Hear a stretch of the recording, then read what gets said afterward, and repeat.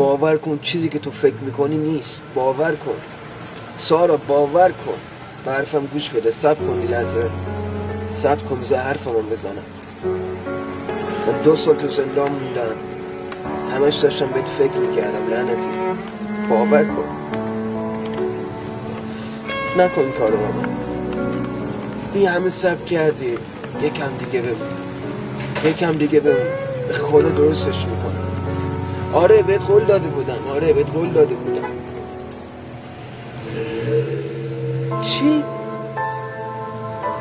میخوای ازدواج کنی؟ الو الو الو لعنتی الو.